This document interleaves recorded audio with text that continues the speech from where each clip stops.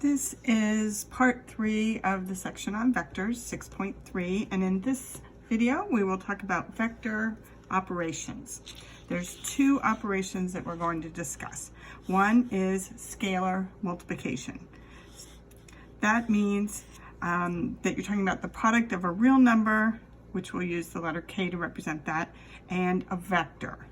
And that'll be vector V, which has horizontal component V1 and vertical component V2. So you're not multiplying two of the same thing together. One is a real number, the other is a vector. This is basically what the definition is. So K times vector V, it's basically the horizontal component will be K times V1 and the vertical K times V2. So basically you just multiply each component by the real number K.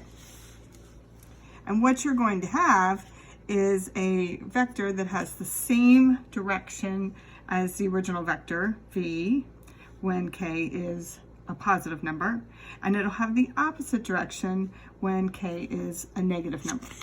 Okay, so, and also the product will be the absolute value of K times longer than the original vector. So the magnitude gets multiplied by K. The absolute value of K. Okay, in this example, let's say we have vector V components 3, 4. If you work out its magnitude, it has a magnitude of 5 units. And let's say they ask you to find the scalar product 2 times V. Well, basically you just multiply 2 times 3 and 2 times 4, and this product will be the vector 6, 8. And if you find the magnitude of the product, you'll be doing the square root of 6 squared plus 8 squared, which works out to be 10. Okay, it's not that hard to do on paper. A visual is often very helpful though for this. So here is the original vector V. It had the horizontal of 3 and the vertical of 4. Remember, I can draw a vector starting from any initial point that I want to. And here is the vector 2v, which we created, right? And if you look at this one, it has horizontal component of 6 and vertical of 8. And you can see how these are in the same direction. If you compared the slope of this one is 4/3 and this one is 8/6, which is also 4/3.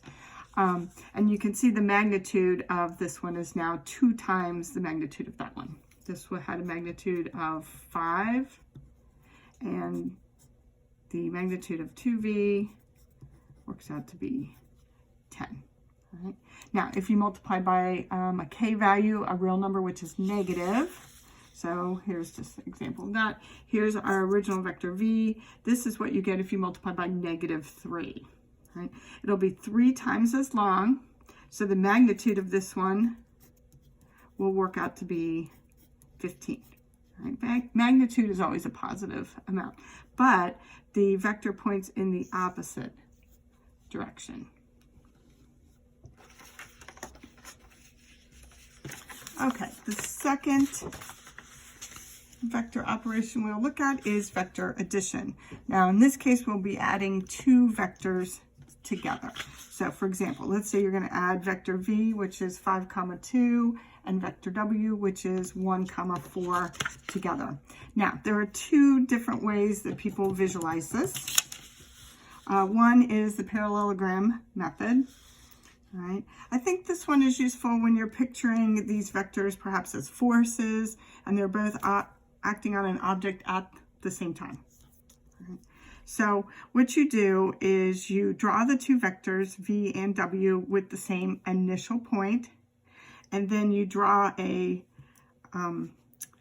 parallelogram using these vectors. So if we draw the opposite side to W here, and then the opposite side to V there, the diagonal will be the sum. This will be V plus W. Right?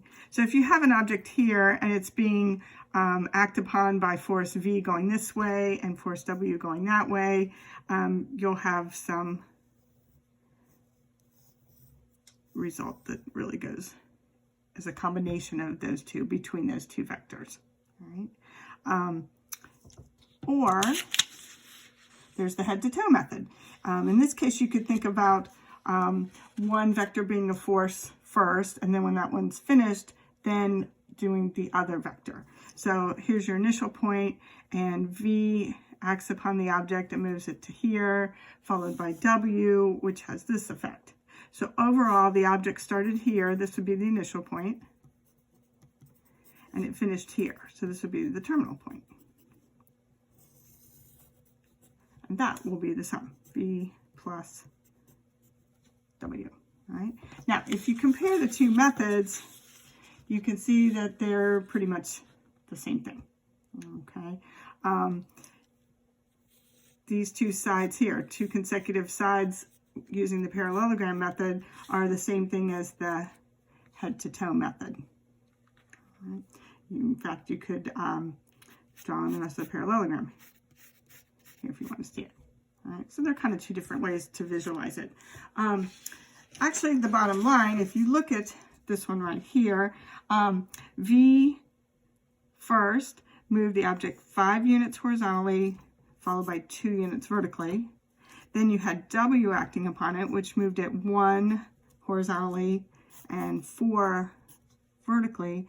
So what happened overall is it moved 6 units horizontally, 5 from V and 1 from W. That's the overall effect of V plus W, 6 horizontally. So you basically add the two horizontal components together. And then vertically, V moved it 2 vertically, W moved it 4 vertically, so overall it moved 6 vertically. So then you could add the vertical components together. So basically, you don't have to draw a graph to find the sum of two vectors. If you're adding these two vectors, you can add the horizontal components together, 5 plus 1. You can add the vertical components together, 2 plus 4. All right. In this example, they just both happen to be the same number. All right. So the general rule, or the definition, if you're adding two vectors, vector U and vector V, and these are their horizontal and vertical components, the sum, U plus V, it will be another vector, is found by adding the two horizontal components together to get the new horizontal and adding the two verticals to get the new vertical. Okay, couple examples. Let's say we have vector U with components 2, 7 and V negative 3, 8. If they asked you to find the sum, U plus V, you really would not need to show work for this. You're going to be adding together 2 plus negative 3, 2 plus negative 3, so that'll be negative 1 for the horizontal component, and then you're going to add 7 plus 8 to get the vertical, and that will be 15, and that's the sum. All right. If you would like to subtract two vectors, right, pretty much the same thing. So in this case, we'll subtract the horizontal component. So we would do 2 subtract negative 3, and then we'll subtract the vertical, 7 minus 8, and then the answer for this one will be 5, negative 1. Okay. All right, and then one last example. Here we have a linear combination of two vectors. So we're multiplying each one by a scalar, U by 3, V by 5, and then we're subtracting. All right, so you can do 3 times the vector U in its component form, 2, 7, minus 5 times the component form of V, negative 3, 8. I can do the scalar multiplication first. So it's kind of like the distributive property. Technically it's not, but it looks like it. 3 times 2 is 6, and 3 times 7 is 21. And then I'm going to multiply by the scalar 5. 5 times negative 3 would be negative 15, and 5 times 8 would be 40, and then I'm going to subtract. So 6 subtract negative 15 would be 21, and 21 minus 40 will give you negative 19.